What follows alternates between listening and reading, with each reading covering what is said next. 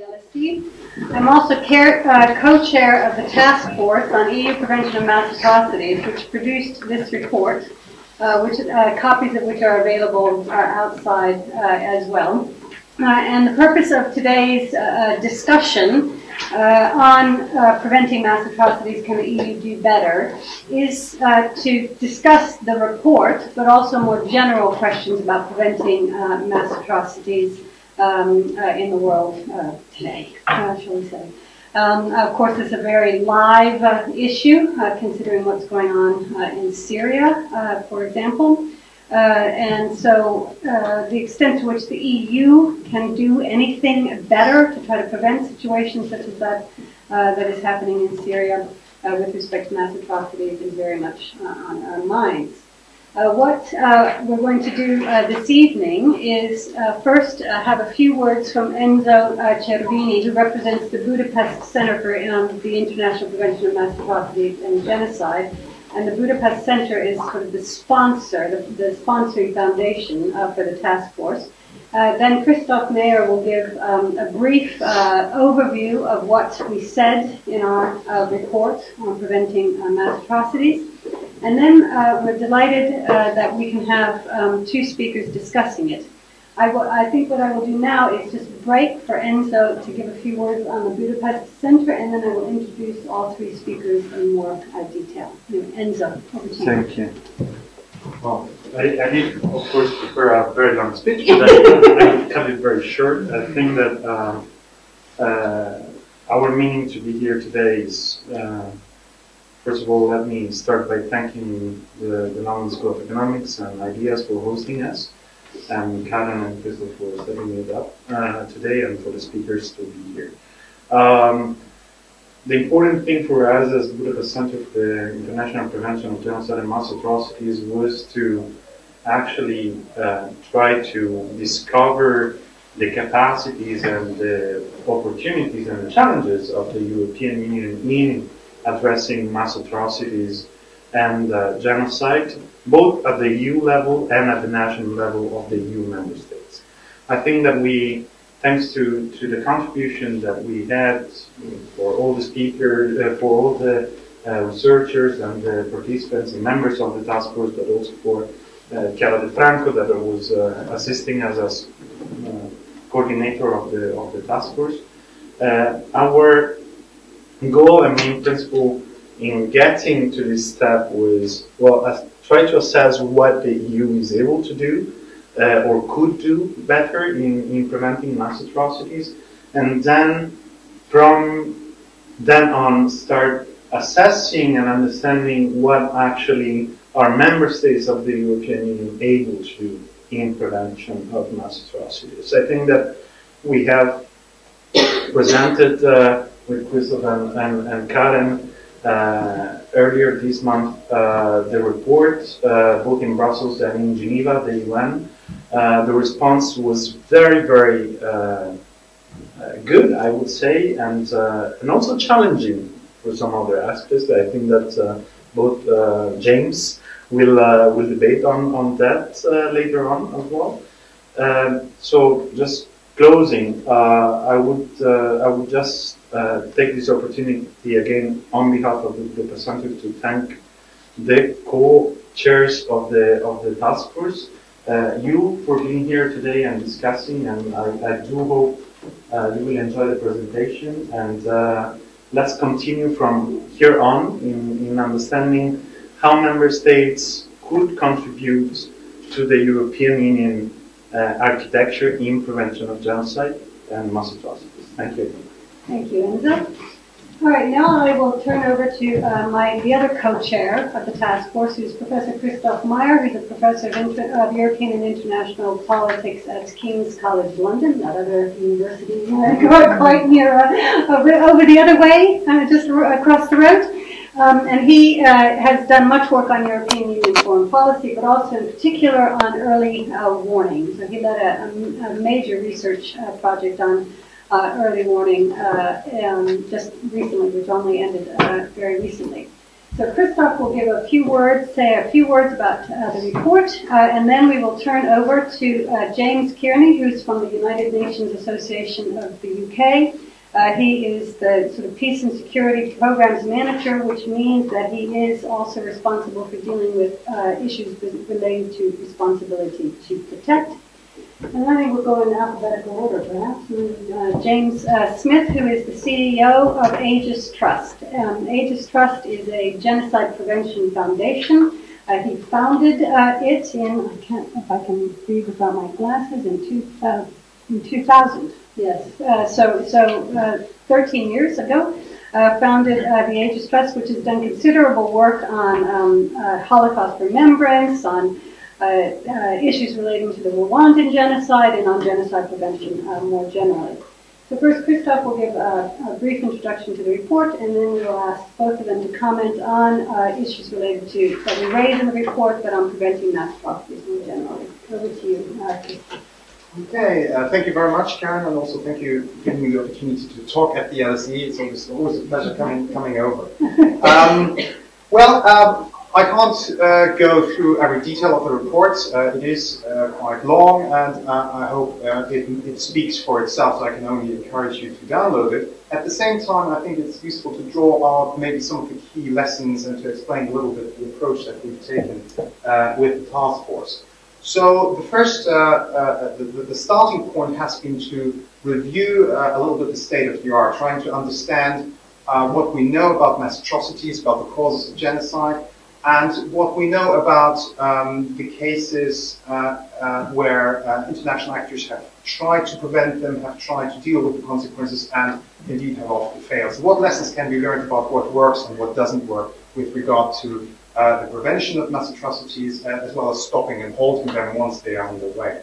So once we've done this kind of state-of-the-art review, we've tried to match and compare that as a best practice with what we've seen at the EU level. So we've done interviews with Brussels MEPs, with officials from the EAS, and we've also done interviews, many of the task force members done interviews in national capitals to try and understand where the debate is with member states, how they think about responsibility to protect, how they think about what capacities they can bring to prevention, and then, in a sense, try to compare where are the strengths of the EU as a collective entity, where are the weaknesses, and how can we come up with a strategy for strengthening the strength and addressing some of the key weaknesses that we've identified. So that has been our report, and it has been structured into 4 main chapters, one on intelligence and early warning, one on structural and operational prevention, one on the response side. So these are the main chapters of the report. Now, I'm not going to talk in much detail about why it is desirable and indeed necessary to prevent mass atrocities from a legal, from a moral imperative. I think one point to make is that it is indeed also a good thing to do from the perspective of other policies, because there are many, many harmful consequences arising from mass atrocities that will undermine investments in development policy, in human rights policy, in conflict prevention. So there are a lot of synergies, a lot of and this is also realpolitik reasons to care about mass atrocity prevention. Now, our state-of-the-art review has, I think, given us, on the one hand, a lot of confidence that we actually know more about the risks and the causes of mass atrocities to enable us to better spot those countries, those regions that are most at risk. And this could be a better knowledge basis for designing a preventive approach to mass atrocities. The other major insight we gained out of, I think, our review of the state of the art is indeed the need to better differentiate between what is now a fairly well-established policy paradigm, which is conflict prevention, and mass atrocity prevention. And the key conclusion that we've drawn is that, yes, these two policy paradigms are closely associated. There are often synergies between the instruments that are used for conflict prevention as well as mass atrocity prevention, but they shouldn't be conflated. You can't have mass atrocity prevention just within this big umbrella of conflict prevention. You need what we call this mass atrocity prevention lens. As Bellamy has also talked about the need for such a mass atrocity prevention lens to do justice to that particular objective. Why is that the case? Well, First of all, mass atrocities do occur outside of war, outside of violent conflict. Secondly, mass atrocity prevention can still be successful even though conflict prevention has failed. So you can still try to aim for the prevention of mass atrocities once the conflict has started. Thirdly, preventing mass atrocities are international crimes. So in a sense, they're undesirable, they're harmful, they're horrific on every level. So there's always an imperative to prevent mass atrocities. Whereas conflict prevention, from the perspective of legitimacy, there may be various reasons why conflict prevention may not always be desirable. There may be good reasons why people take up arms, and there may be a lot of different perspectives on whether, in a particular case, conflict prevention is a must. This is a must thing to do. And finally, it matters in operational terms whether you are gathering intelligence about mass atrocities or impending mass atrocities, or whether you are designing policy responses designed to stop mass atrocities rather than conflict prevention. So you often have settings where there are conflicts occurring in states, and often policy actors are trying to bring parties again to the table, trying to preserve, trying to be a neutral arbiter, whereas in fact there are mass atrocities occurring in the country and people don't look the right way and don't design the right policy responses to it. So we are saying mass atrocity prevention then matters. It shouldn't be conflated with conflict prevention, yet there are good synergies that could be used to, in a sense, improve the performance of both policies. Now, what are the main lessons we've learned? Clearly, the EU has a lot of strength. It has strength in terms of the toolbox it has strength in terms of the credibility in a number of countries. It has the relationships it can use to influence outcomes. But we also saw a lot of problems in how to implement an effective mass atrocity prevention policy. One problem is indeed that there is no real reference to mass atrocity prevention in EU documents. There doesn't seem to be a real consensus that mass atrocity prevention is actually a distinct goal of EU foreign policy.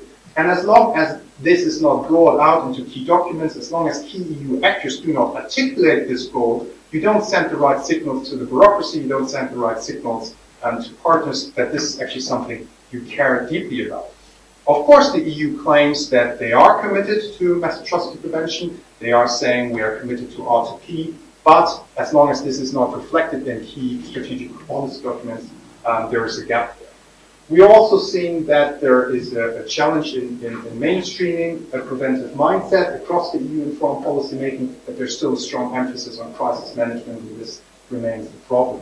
There are also problems of coordination across different policy instruments, in particular with regard to long-term structural prevention development policy. There is a main problem of consistency in the use of these policies. How am I doing? I've got another 2 minutes.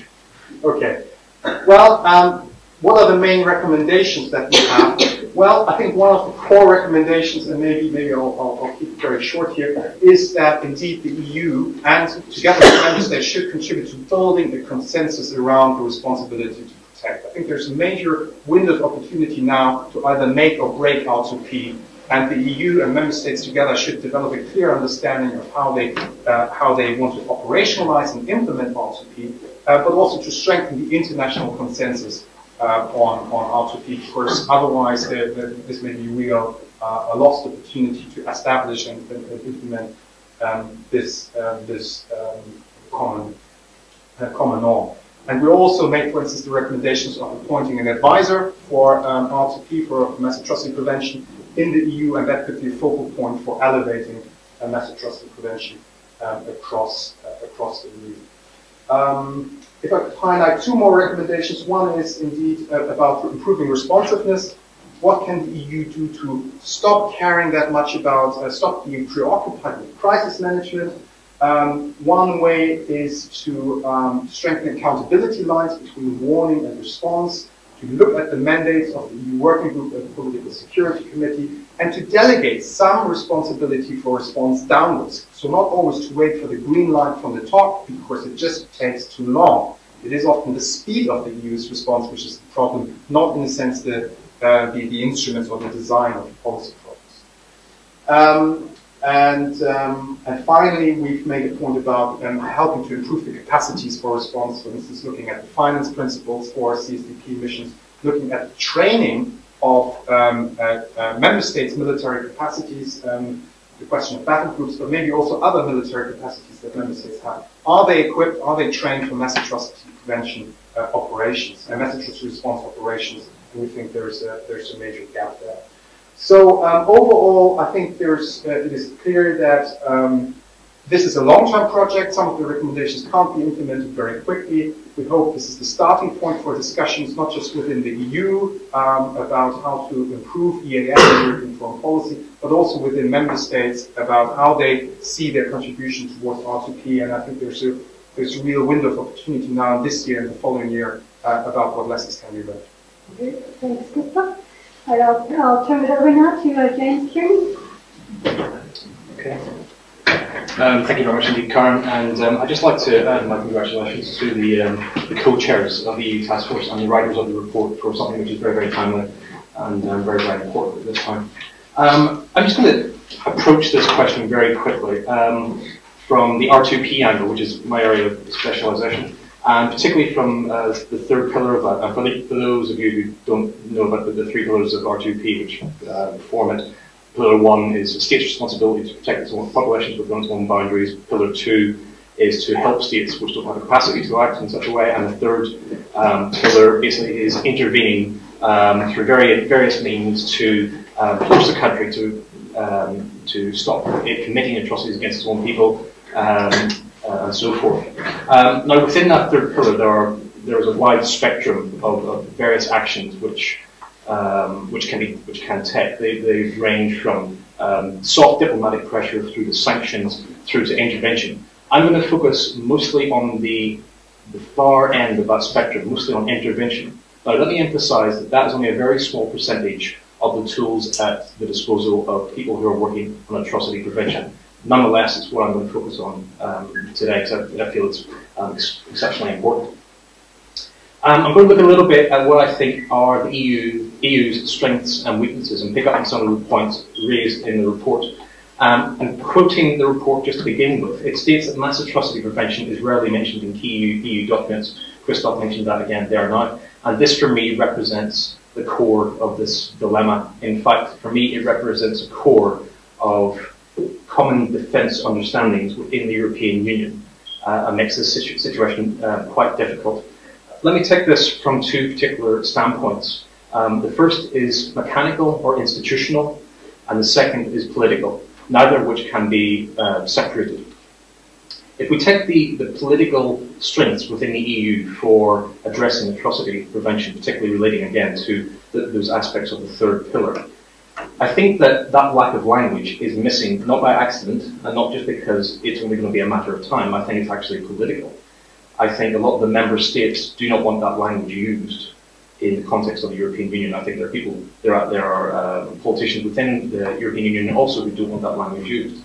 Because when you start talking and using those particular terms, atrocity prevention, the knock-on is, the next step up from it is having to respond to prevent atrocities. And that may not stop at Pillar 2, that may go on to Pillar 3, which at its very worst conclusion is intervention. So this is a political hot potato, and I think that's something we really, really do have to bear in mind. So although I'm quite optimistic that the European Union can develop these capacities over the coming years, I'm also a little bit, I always like to focus on some of the parameters within which I believe the EU's policies are currently being made. I think there is a very strong fear that a few years down the line there would be that Chapter 7 mandated action threatening on the horizon. And fear of that, basically for me, it stunts the introduction of relevant institutions, or it stunts the growth of the relevant institutions which are embedded within the European Union to basically promote atrocity prevention, or to allow atrocity prevention to be developed within their current framework, their current setup. And that's, for me, that's one of the reasons why I still think a lot of the mechanisms, a lot of the institutions within the European Union for particularly the aspects of the third pillar are underdeveloped. In fact, they are quite stunted.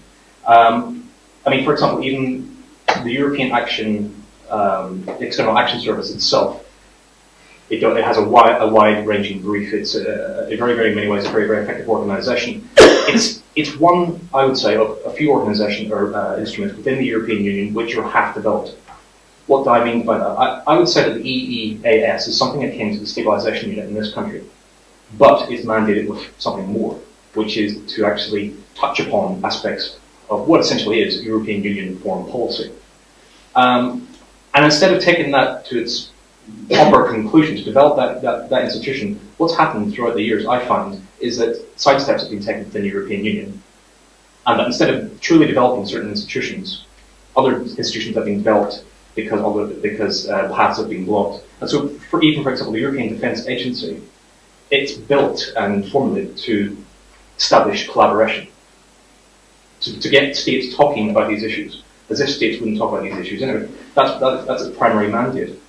So, in short, no organ or no set of organs is yet fully developed to handle this, and I think that's something that comes out during the report. That political will then and the stunting of those mechanisms, of those institutions, it's clearly shown when we come to common defence security policy within the European Union, which I believe is at the core of those most extreme aspects of that third pillar relating to intervention in R2P. So, for example, a few years ago we were talking about the possible formulation of a 60,000 person strong rapid reaction force. Little by little over the years that's dissolved, and now we're talking about something which is, I think, 1,500 personnel, something like this. So it's been completely wiped, you know. Indeed, the CDSP itself, the Comprehensive Defence and Security Policy, it's very much an infant, and it's in its infancy, and it's very difficult to see how that is going to progress over the coming years. Now, the paradox is that we have to be very, very careful, because what I talk about here are some of the core considerations for the European Union in terms of its common defence. We don't really want to get drawn into that, because something ends up a whole different debate. But I think they are certain issues which we should bear in mind. Let me discuss some of the other difficulties I think currently surround this issue. Assuming capabilities did exist, assuming political will existed, what would the democratic and philosophical ramifications be of an extended projected action overseas? What would the geographical scope of that action be? How far can the European Union actually send its forces? How far can it project power? Is there a democratic accountability issue there? Going back to the geographical question, I mean, where does it stop? North Africa, Central Africa? I mean, at the minute, there have been European missions in Aceh, for example, in Indonesia. But in terms of military operations, at the minute, most of them are based out of the off the coast of East Africa in terms of combating piracy. Chad is a large mission, but how many of those sort of missions can you have? How far would they go? How much support would they actually gain? And touching upon those democratic problems again, what would happen if you had a group of, say, 4 to 5 states? Because 27 states are never going to agree on one particular policy. If 1 or 2 of those key states had enough political trouble back home and they removed themselves from a particular projection of force, what would that mean for the efforts of the campaign as a whole? So these are more other issues that we have to sort of bear in mind. So, I mean, a lot of these, this political problem was epitomised very recently by the Irish Minister of Defence, and Ireland currently has the presidency of the rotating presidency of the EU, when he stated that in reference to Mali and Libya, the EU still has a major difficulty in ensuring the availability of key enablers, and it is difficult to understand why member states feel to provide them. He continues by saying, we need to ensure that there is the political will amongst all concerned to make these capabilities available when and where needed in support of international peacekeeping and crisis management operations. So that's at pretty much the highest level. These deep concerns are being shared.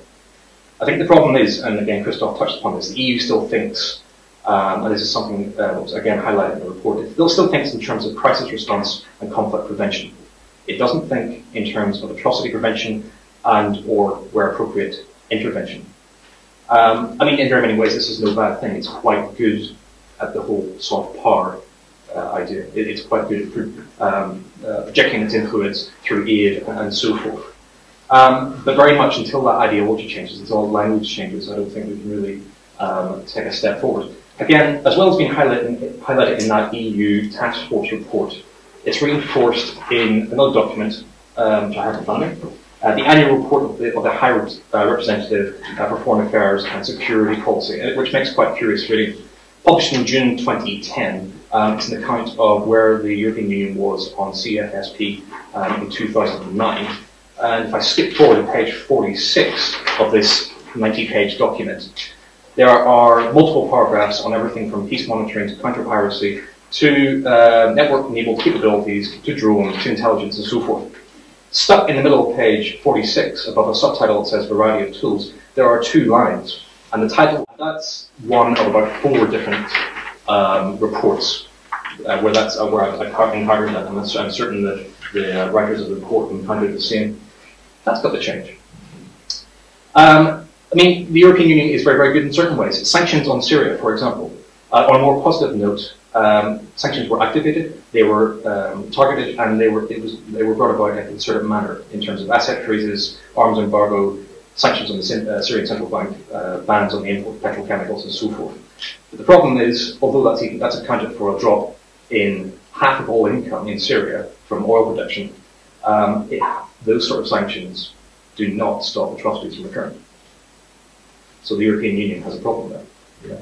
Sanctions can work occasionally to prevent atrocities, but they have to be done very, very quickly, in a very, very targeted fashion, such as was done back in 2007, 2008 with the Kenyan elections. So just to finish off, I think this report is timely, I think it's eloquently written, and I think it gives some fantastic food for thought for the European Union and for the member states. I would urge you all to read it. But there are a few questions which still sit out in my head. Is this the right route that the European Union should be taking, is one of those questions. And I'm undecided. I'm not going to give my opinion either way. But certainly I would say that the European Union's core added value, if you will, is based around its soft power.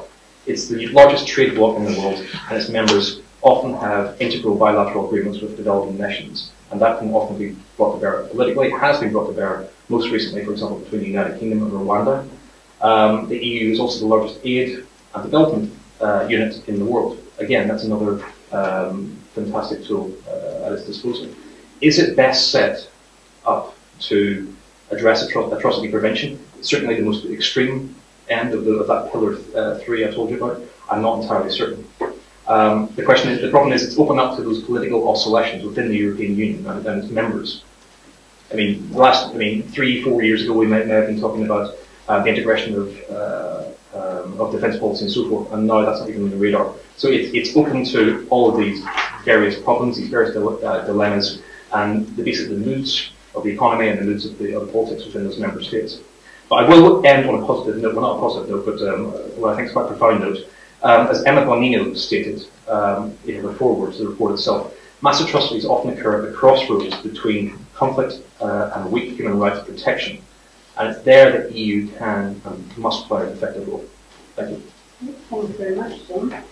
All right, next on to Jen Smith. Yeah, thank you, Karen. And again, I'd really like to extend my thanks to LSE and the Department of International Relations for hosting this very important event, and really give great acknowledgement to both the co-chairs of the task force, Professor Smith and Professor Mayer. I think you've done an outstanding piece of work that we all should be grateful to in the field, and we are grateful.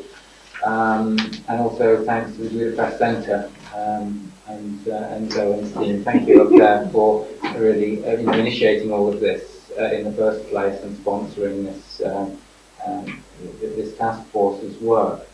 My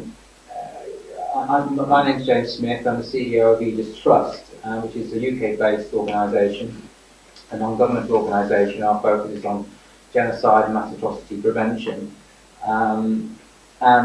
We work in a number of fields in relation to this. It's a very complex field. There isn't just some sort of linear path which is all about prevention. It's extremely complex. Look at the numbers of disciplines that are involved in all of this. We work in just a few of these areas, including the role of memory and memorialization. How do we learn from the past and apply that to communities today, whether it's through education or other means.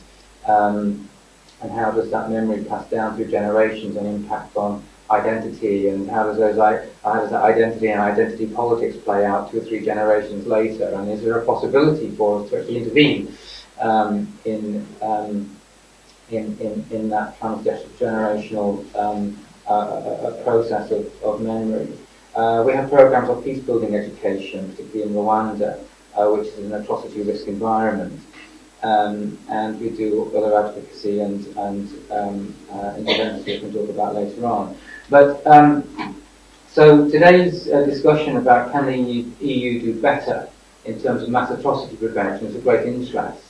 We've been working in this area for 13 years, and 13 years ago, when Youth Trust first began, to have a discussion like this in an institution such as this would be unheard of. There wasn't it wasn't a term that was out there either in policy or hardly in academia. There's a genocide studies field, of course, but this very rarely sort of ventured anywhere near practice or policy in any way. So the progress over the past decade or so has been quite significant. I was involved in the first, in 2002, the Foreign and Commonwealth Office funded this first round table on genocide prevention. It was almost like a toe in the water, looking at can we bring different disciplines together, social science, political scientists, journalists, survivors, and even has asked this question, is there a specific field on genocide prevention or mass atrocity prevention, which is I guess the preferred term today. We also, that's sort of the forerunner that fed into, in terms of our role, into the Stockholm International Forum, which is the first intergovernmental forum, which was back in 2004, which started to put genocide prevention onto the sort of policy agenda. And it was out of that forum that the United Nations Special Advisor on Genocide Prevention came out of that and was announced at the time. So it's a very young field. That was only 2004, less than 10 years. And during that time, of course, a year later, the Responsibility to Protect was endorsed in 2005, September 2005 at the World Summit. The US then set up their task force on genocide prevention, which led to the US Atrocities Prevention Board only last year. So we've seen a lot of change, and I think the past decade or so has been about creating systems and even language. Language that doesn't exist in the EU at the moment, as you pointed out in the task force report. But the language is being created, it is being developed, and now the next decade is about taking the recommendations of this report and seeing how they can be institutionalized and how that language can be adopted more broadly. So can the EU do better? Yes, of course it can. We can always do better. I think it always goes without saying, we'll be saying that forever. I think that the report has drawn these 4 core areas. I won't go repeating over them, download it, we hear all night, but I do think that there are four key areas. One that we've all mentioned about language not being widespread in core documents, and in particular how this sort of preventative mindset isn't developed. But I think the key area that I want to really pick up on is something that Christoph emphasised, and which I think is important for us to re-emphasise, and this is about the mass atrocity lens in conflict and human rights policies that should be strengthened. What I'd like to do is just give a couple of examples about why this is important. We talk about the mass atrocity lens. There already is a great deal of difference between mass atrocities and conflict. Mass atrocities are associated with conflict, they always take place in that environment. But I think if that mindset, consider that sort of mindset as different to conflict prevention, is important because in conflict the idea is that both parties, all parties, are treated equal. But when you have civilians being targeted, very specifically for destruction, for mass rape. You can't simply start to treat everybody as equal in a situation like that. Two things need to happen. One, there needs to be protection for the vulnerable, but also those that are perpetrating those crimes need to be dissuaded from their activities.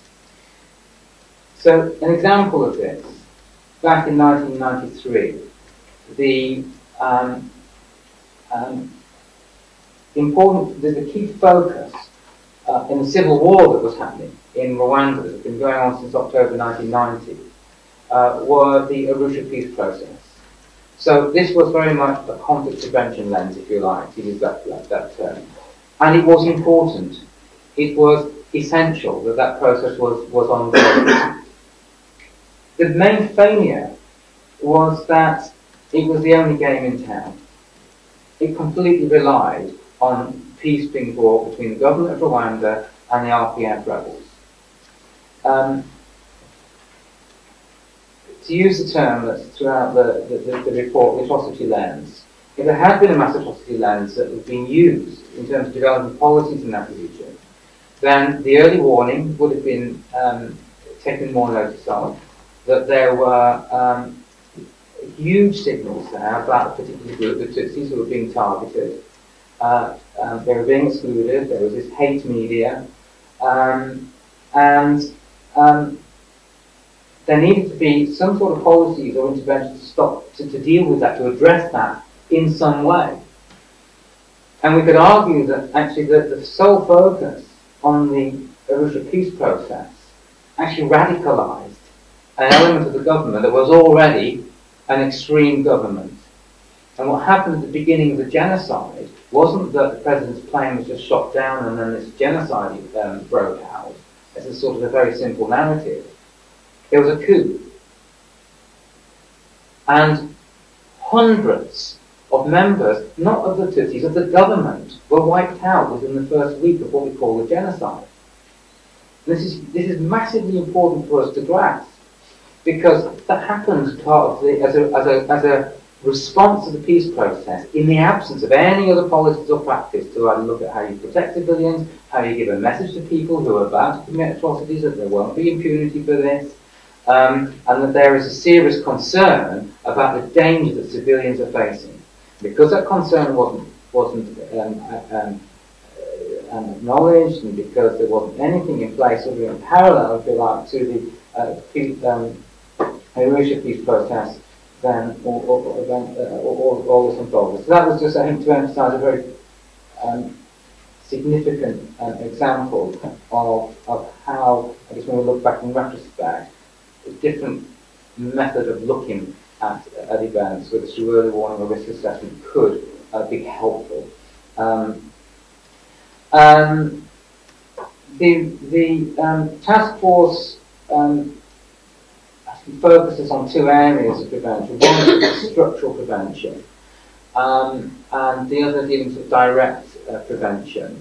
And these are most important, and I don't want to undermine those at all. I think absolutely correct. What I would add to that is that there could be,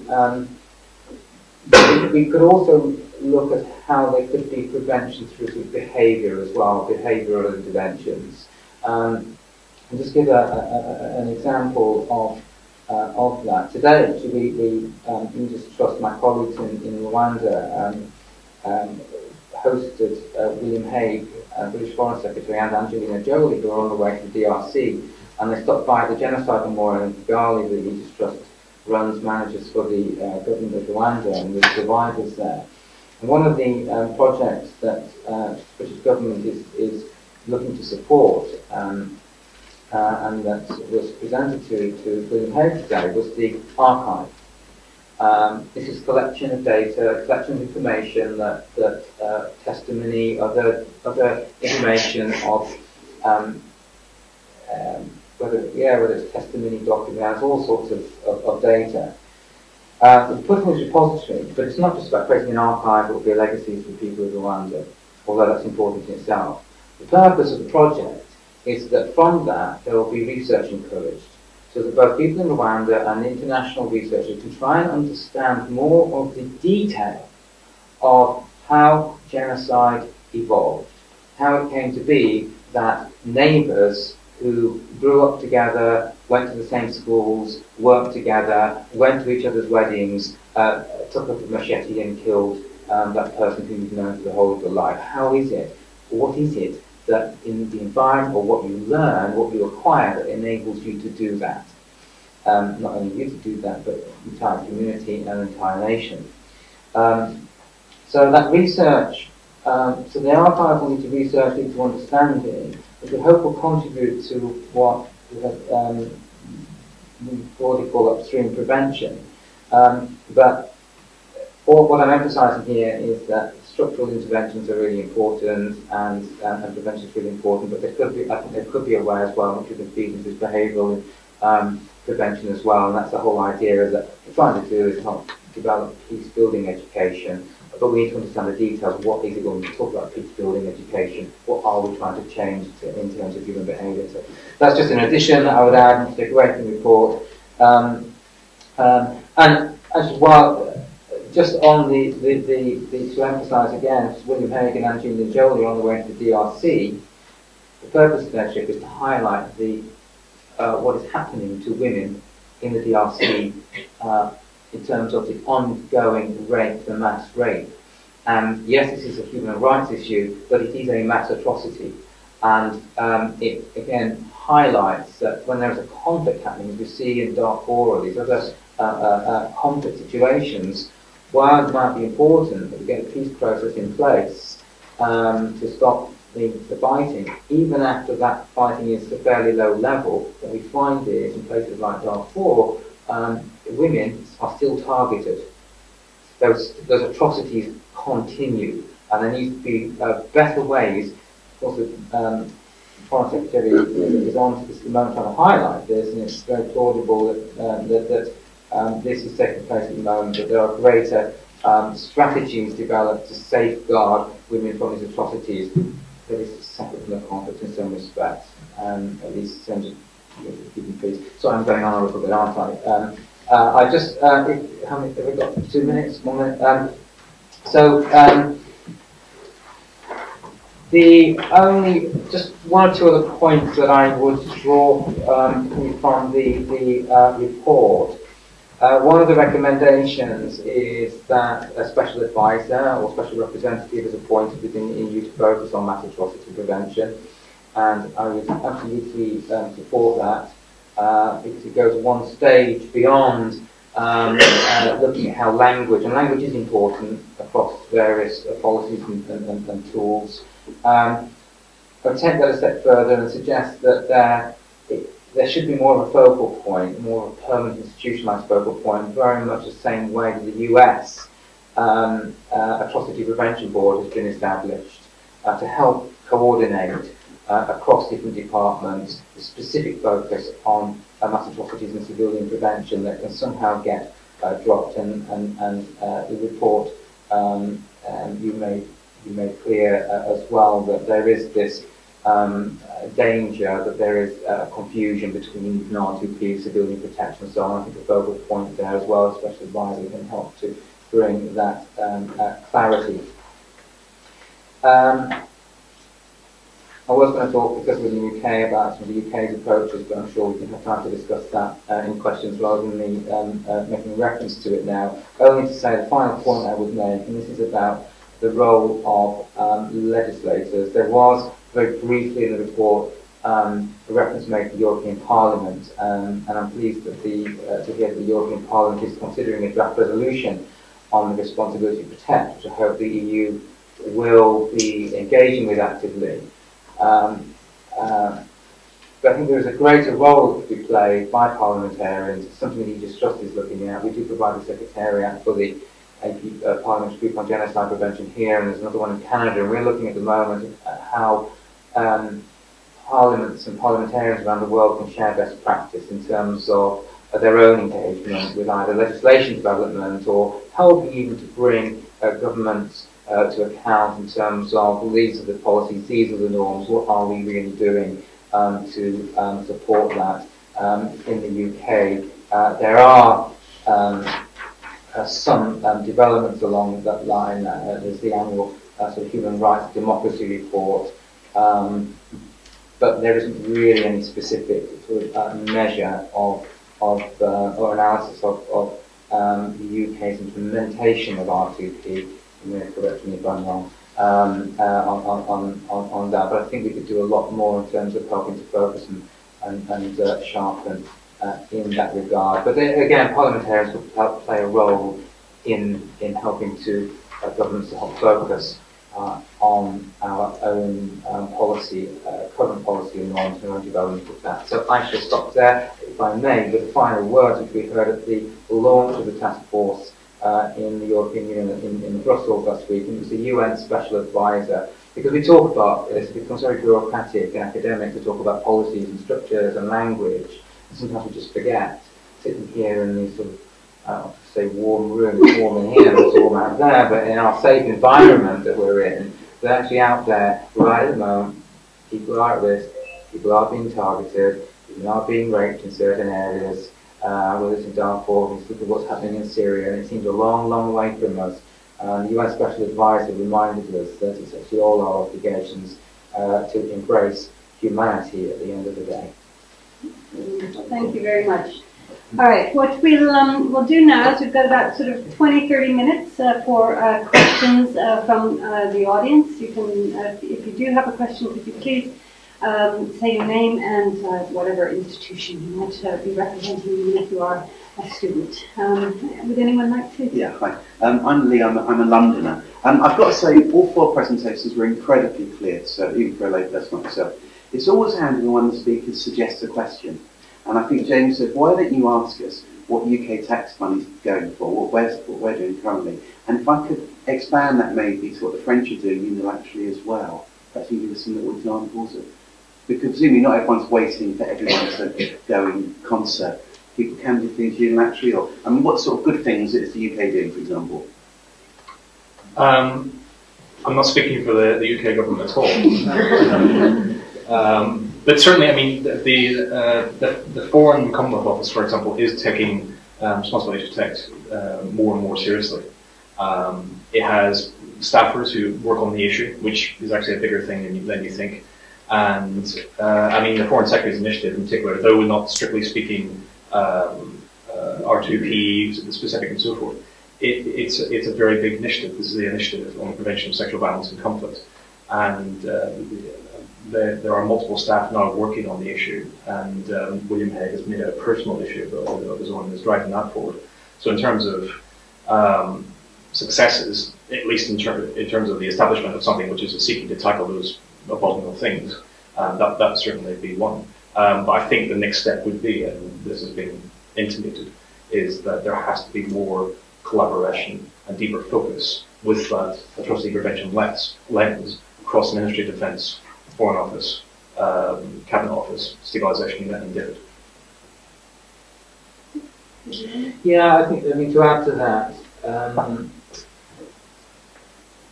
because we're talking about looking through the mass atrocities lens, it's very easy to say that we're not doing enough and it's all very insufficient and so on. British taxpayers' money isn't being used very effectively and efficiently, but in fact, there are a number of quite well developed strategies in terms of how UK taxpayers' money is spent that is contributing to the prevention of mass atrocities, but it's just not called that. So the Building Stability Overseas strategy, for example, which is considerable investment through the UK aid, the Department for National Development, is addressing a lot of what is described in the report as the structural prevention. But I guess what it doesn't do, what would be helpful exercise would be to look at within all those policies and that spend, how much of it is actually very specifically dealing with those structural or even behavioural aspects and direct prevention aspects. Because money is being spent, but it perhaps is under the umbrella of conflict prevention, human rights, and stabilising fragile states and so on. So, so I think what would be useful, perhaps as a follow-up, maybe this is something that Budapest Centre can help these two co-chairs and institutions help do as a follow-up from this exercise, and look at perhaps how this is, how British taxation money is being spent and already is helping mass atrocity prevention, but we just don't call it that. And then we can see what the gaps are in terms of how it could be strengthened. It might be that you don't need to spend any more money. It's just a matter of tweaking how, you know, how it is how it's utilised. Did you want to come in, or did you want to? Sorry. I'm just coming back to the concept. The main aspect here that you were discussing about the necessity maybe to have a stable unit at the level of the European Union tackling the issue of mass atrocities prevention, or RTP, name it as you want, is not that I consider them the same. I think that there are two separate things. But let's say that now it's more fancy to go on RTP for some, and for others, genocide prevention stays to the point of genocide prevention. But again, on this stable unit at the level of the European Union, you made a comparison with the US atrocities. I think that two things are completely different.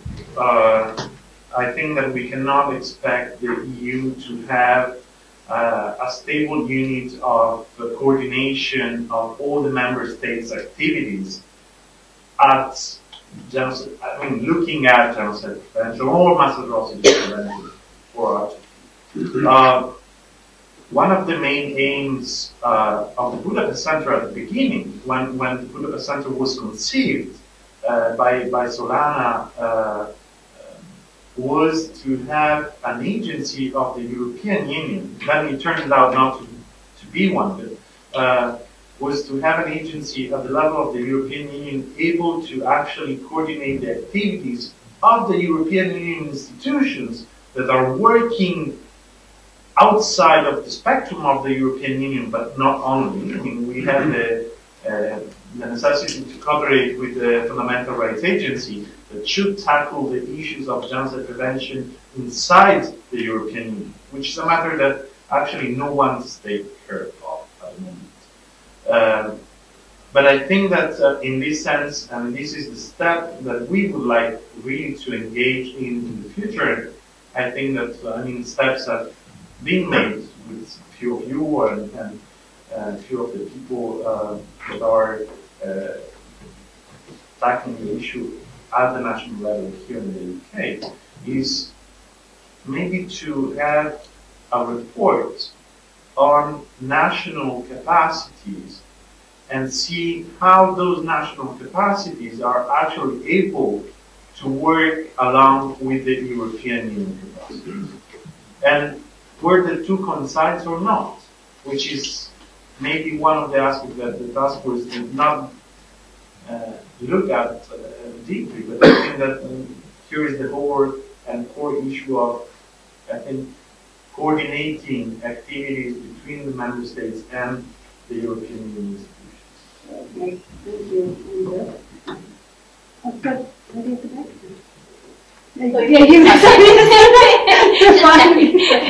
I'm Susie Dennison from the think tank European Council on Foreign Relations. Thank you very much for those presentations, which I found fascinating. I confess that I haven't read the full report, but I have downloaded it and I do intend to. Got it in my bag.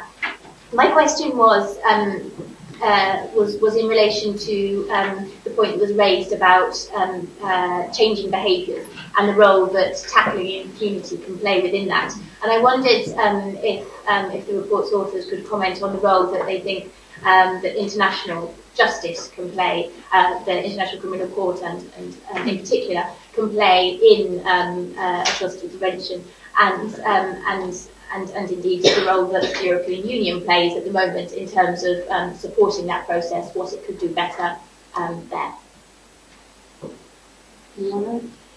Well, I don't think the task force has reached a settled view on that. I mean, I have personally some concerns about some of the dynamics that unfold when the options for some leaders get narrowed, and then there's talk about them being cross-referred to the ICJ, and then basically they are left with no options at all.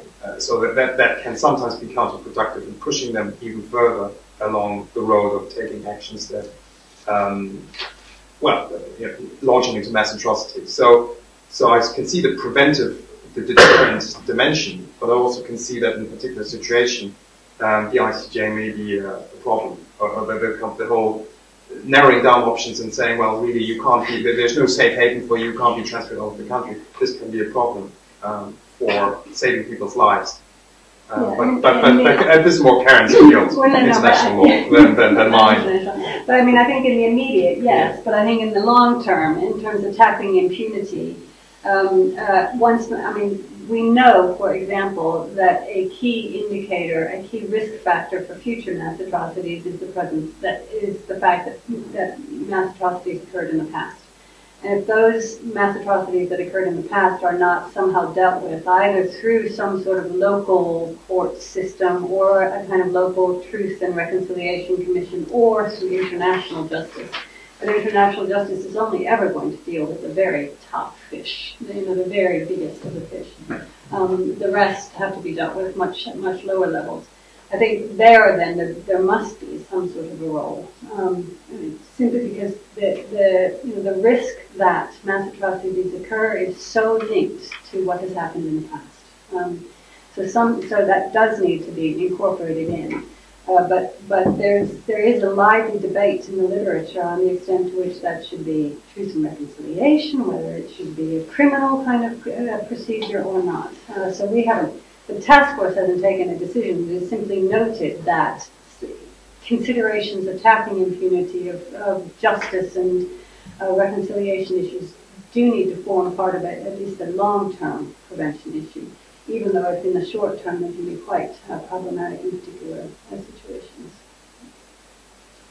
I've got loads of questions. I'll start 1, 2, 3. Okay, maybe we'll take if we could take a group of them. We'll take these 3 as a group. Okay, my name is Marta Martinelli. I work for the Open Society Foundations in Brussels, where I'm senior analyst for EU-Africa relations, but also being deployed in a CSDP mission in Congo. So your presentations are very interesting from a practitioner's point of view as well. And I have 3 questions. One is on in what way what you're discussing philosophically changes the EU, because to prevent atrocities you probably need to have a more interventionist actor. And a more interventionist actor is not something that necessarily European citizens want any more than member states want. So I'm just wondering, from the point of view of the constituencies that are necessary to promote that project within the EU, what you are doing. My second question is, why do we ask the EU to do more if, by your own admission, the EU might not be the best placed actor to work to prevent atrocities? And I'm thinking that member states have a particular reluctance to intervene in multilateral frameworks to prevent such atrocities, and particularly at the EU level. I think the only examples we have of a CSDP mission that was deployed to prevent atrocity was Artemis in 2003. And it wasn't even, France was the lead nation, it wasn't even a fully multilateral mission. Mali now, with the CSDP mission, is essentially a training mission, and again, not mass atrocity prevention at its core, and it's got 3 supporting member states at the moment. So clearly member states do not like the idea of acting in multilateral forum. So from the point of view of structural approaches, could you define better what the EU could develop? Justice is one of them. You spoke about aid and development. Conflict prevention has not necessarily worked at EU level, so I'm just saying that has not worked. We're moving to the next level, but CP has not worked yet. So structurally, what could we do more? And I have a final one, which is about the USR for mass atrocities prevention. In what way would that be different from the USR on human rights, which is a new baby as well of the EU? We have a proliferation of USRs. I'm not quite sure in what way would that add value, and should we not instead enlarge the mandate of the US Office of Human Rights? I think, because there were 3 questions, I think we'll address those and then we'll come back to the 2 of you. I could take the first and a little bit of the second question. It's a really good question, very interesting question. I don't think you necessarily have to have a more interventionist approach to gain traction. I don't think that's necessarily the case at all.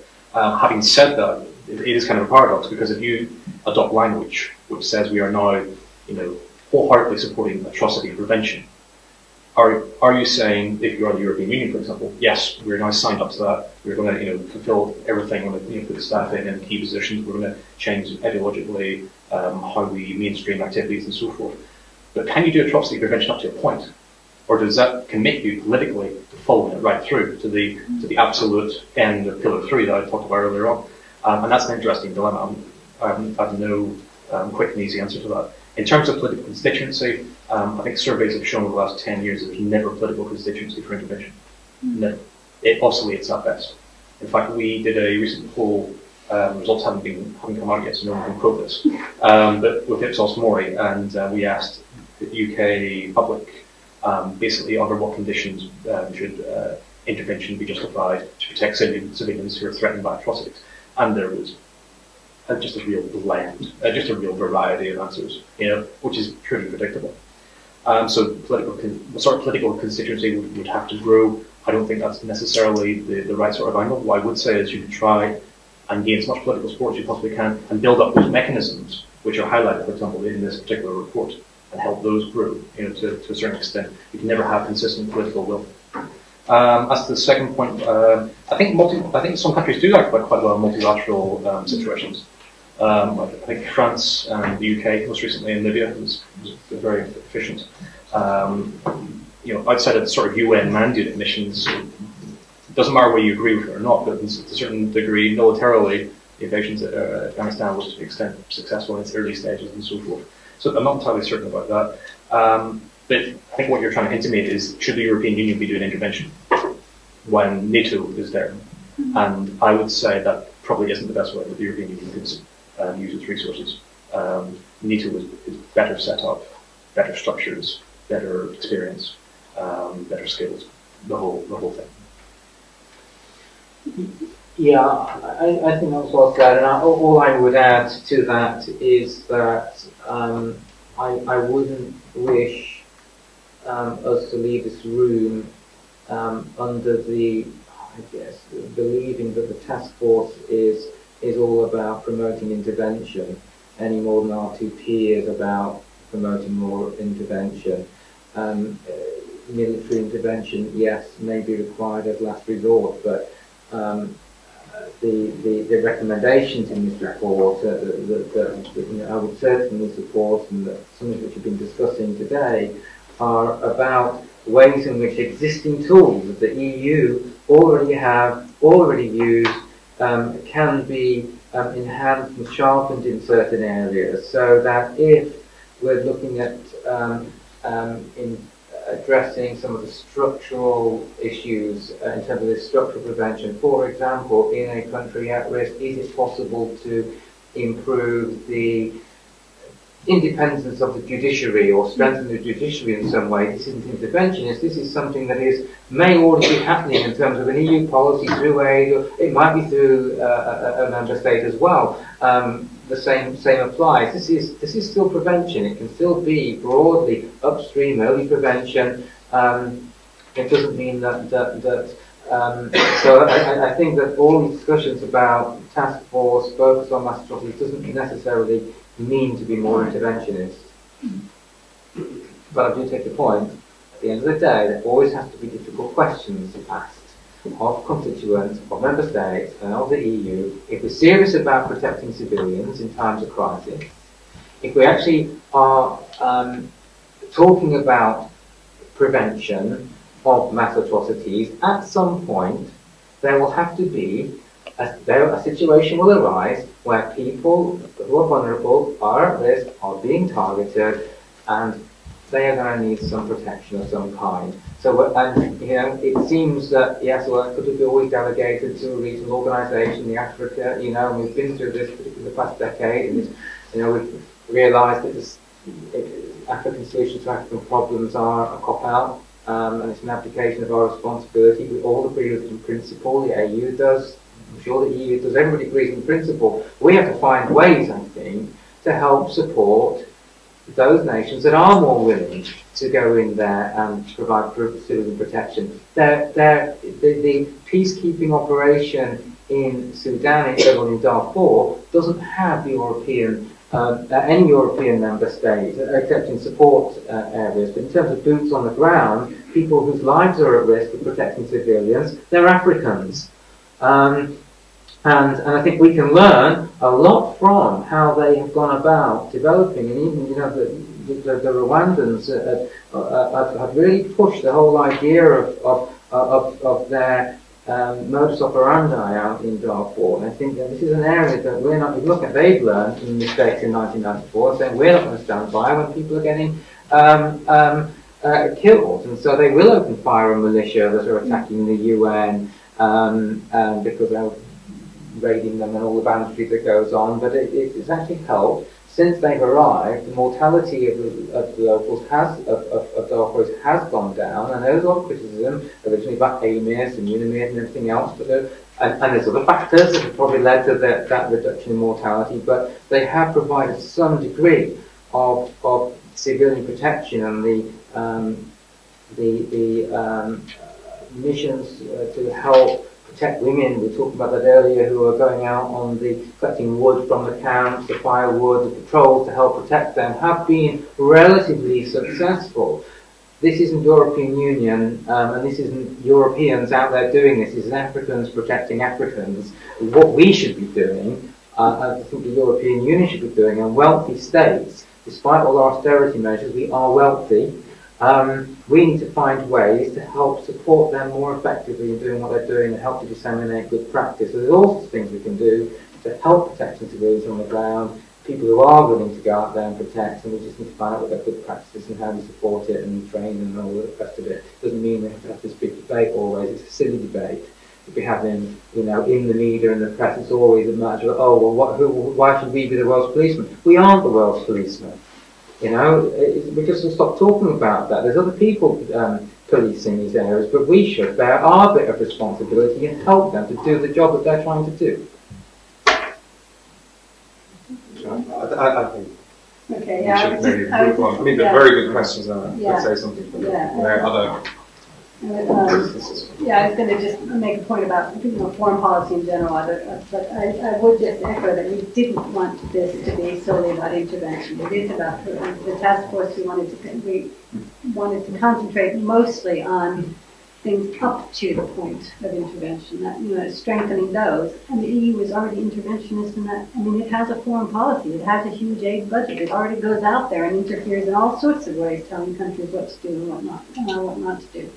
So I think it's just strengthening, but refocusing that also on policy, you know, prevention. Right.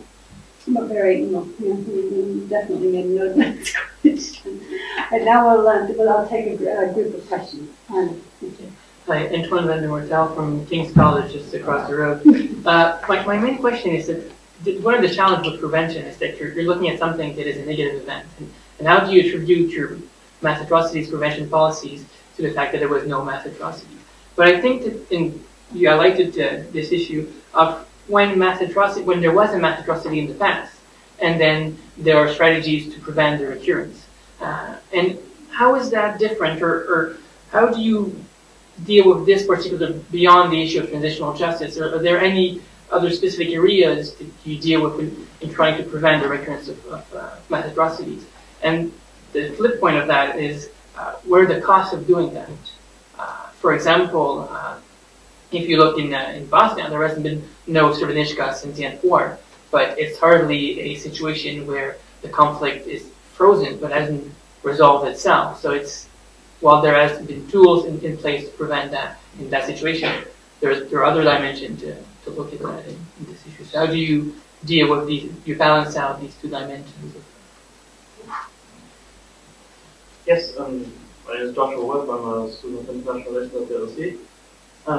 2 weeks ago, there was another conference at King's actually on India and RTP. And it seemed that the consensus there was not that India was a priori opposed to intervention, but just that India and probably also Brazil didn't think it was a very good idea to put more power into the hands of the Security Council, and on the other hand, that they just didn't feel that they could trust RTP missions not to become about regime change, and Libya really didn't do much to help us.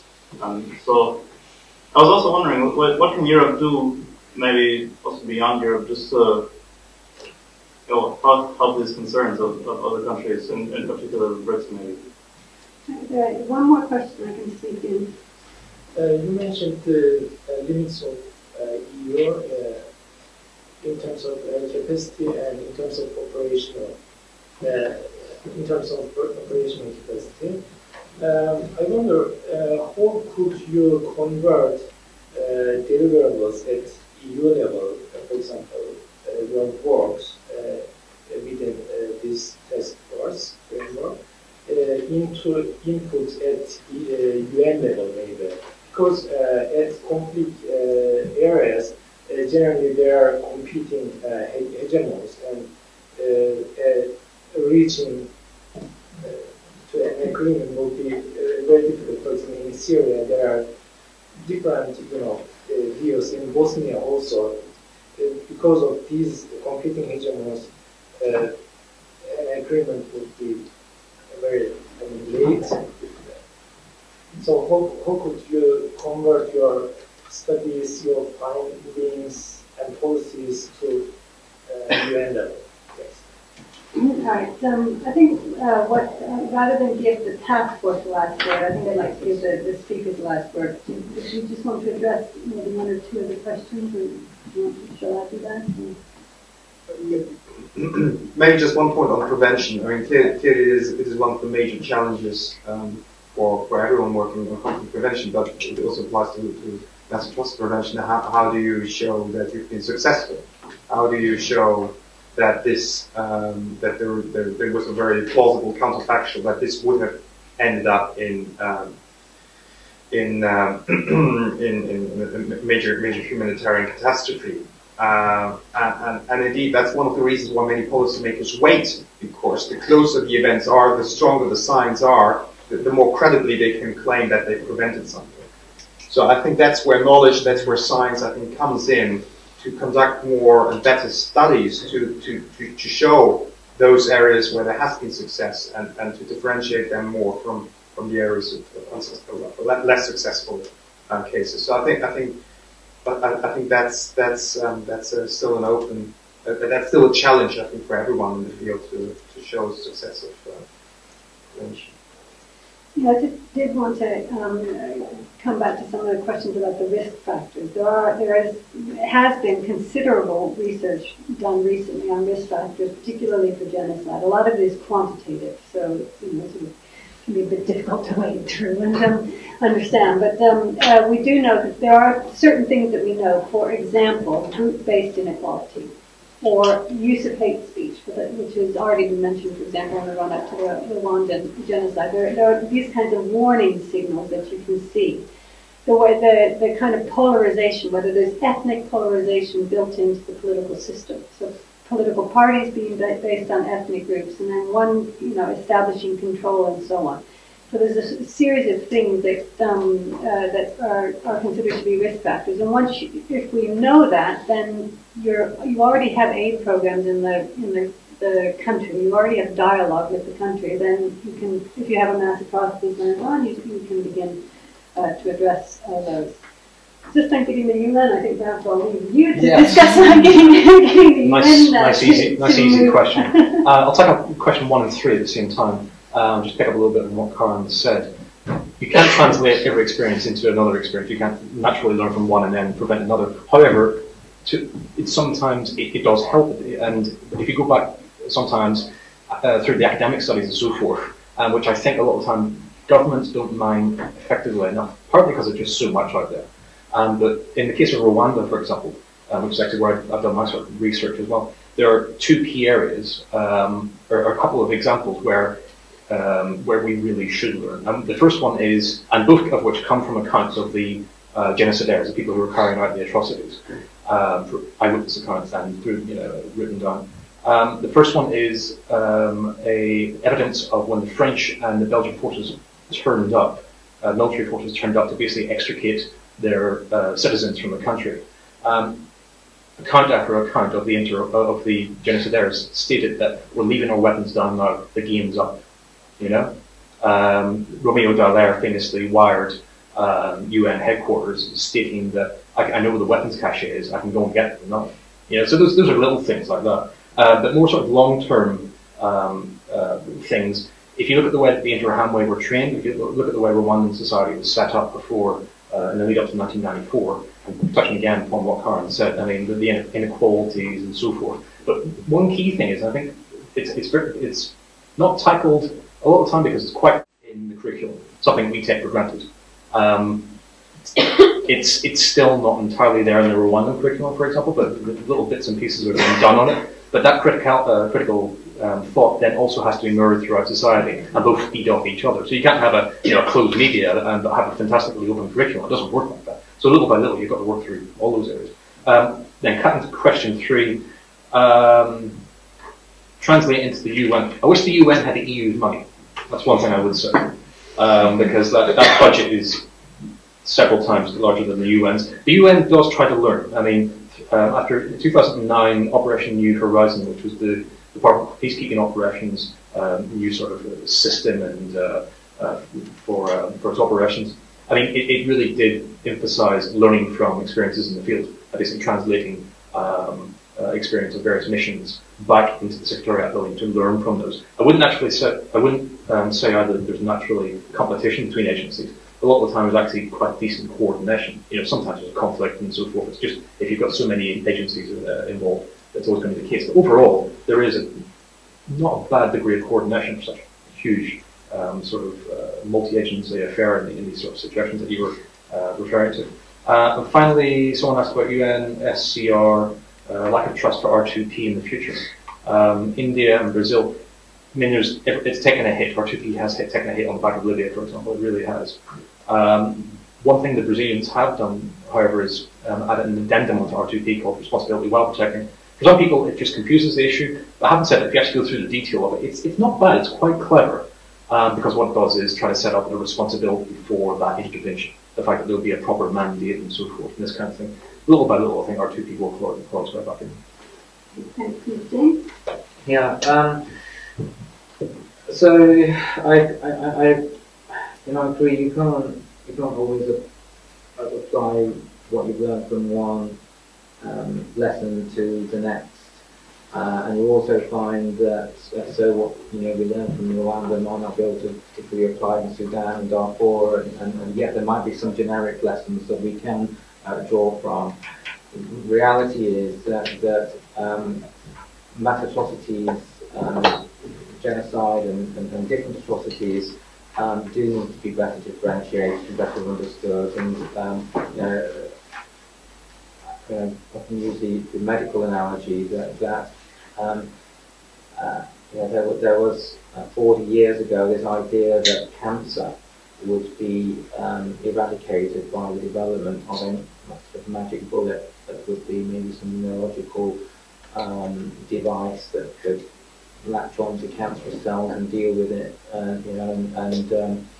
but then, as time went by, it was understood that cancer is a little bit more complex than that. There isn't just one singular pathway that's leading to, there are similarities in how cells get out of control and their growth gets out of control, but there's too complex in terms of having one therapy or intervention for all cancers, and over time we will, through research, better understand how different atrocities are differentiated and become better at applying the variety of tools that already exist and developing new and more specific tools for both dealing with a crisis and much more early prevention.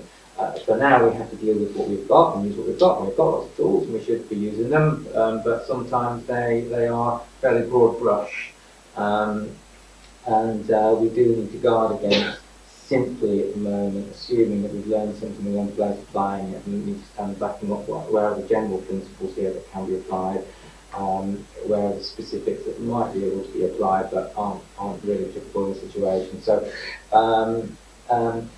then the question, the final question about R2P and how intervention in Libya causing India, Brazil and others around the world to express concern that R2P is being used for regime change. I would agree it's been damaged, but I also agree that with a lot of concerted effort, it will be better understood. We need to make that effort, and we need to all use that language, and as James did right at the beginning, emphasise the 3 pillars and emphasise this is not just about military intervention, and this is about a whole array of tools. Even the Foreign Secretary is doing at the moment with regard to sexual violence in the DRC. We should start using the language as contributing to R2P, but we're not using it there. We will use it for Libya and Syria, and we should start to use it where it's applicable across the board. And I think that will help people understand that it's actually got a very broad use, and it's not, of course it can be misapplied and misused, but the intention behind it isn't about regime change, and but we all have to make that big effort in terms of communication exercise more than anything else. All right. Well, I'd like to thank very much our speakers for coming out on a very, very cold evening, and to thank all of you for coming out on a very, very cold evening. There is a wine outside if anyone would like to stop and fortify yourself before going out again in a very, very cold evening. Please do. But in the meantime, I would like very much to thank our speakers, in particular James Smith and James Kearney, for coming along and talking to us about the report. Thank you.